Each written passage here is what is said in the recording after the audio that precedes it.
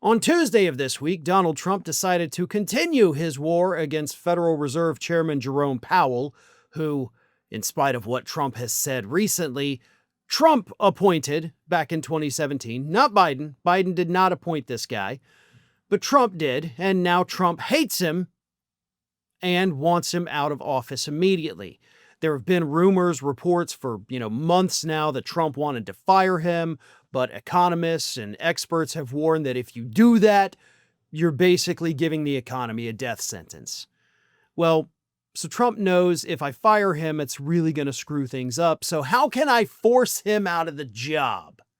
Well, Trump thinks he found a way to do that this week by threatening Powell with a massive lawsuit over the, quote, rising costs of renovating, the Federal Reserve offices, which is, of course, running over budget, but it's not running over budget by $3 billion like Donald Trump says. And part of the reason, by the way, that this thing is running over budget is because as they're doing the renovations on the old Fed building, they're running into more asbestos than they thought. So that's costing a little bit more time and money. And also, it turns out the soil underneath it was toxic. So, we don't want workers to go into work and get sick and potentially die or develop horrific conditions because they're sitting above toxic soil. So yeah, remediation of all of this takes a lot of time and money. And that's the problems they're running into. It's not that, we want it to be bigger, gaudier, golder. No. We want to not have people die of cancer after spending 5 years in our building. That seems like a reasonable expense to me.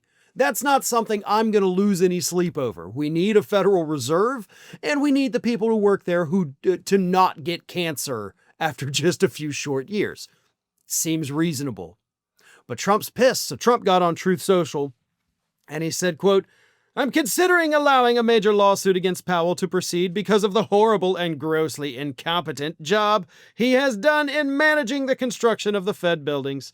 $3 billion for a job that should have been a $50 million fix-up? Not good.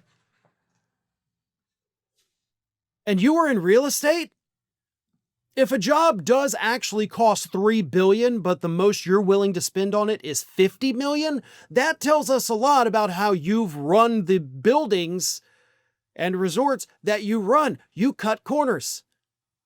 That's really a horrible admission for you to make there, Donald, but you effectively made it. And then Donald Trump explained the real reason why he's mad at Powell, because as usual, Trump won't stop talking and always digs his grave a little deeper. Because it has nothing to do with the cost of the Fed building, no. It's this, as Donald Trump continued. Jerome Too Late Powell must now lower the rate. He's a loser. The damage he has done by always being too late is incalculable. Fortunately, the economy is so good. We've blown through Powell and the complacent board. So that's what it is. You want to allow a lawsuit against him to proceed under, the most frivolous of circumstances in order to pressure him to lower the interest rate or pressure him to quit so you can replace him probably with somebody from Project 2025 who will lower the interest rate, which will then tank the economy. And I do love the fact that Donald Trump said the economy is so, and he had multiple O's in that, good. No. It's literally not. There are no good economic indicators or economic statistics or economic reports showing that anything in this country is good right now other than the cost of gas has gone down 2.2%. That's it.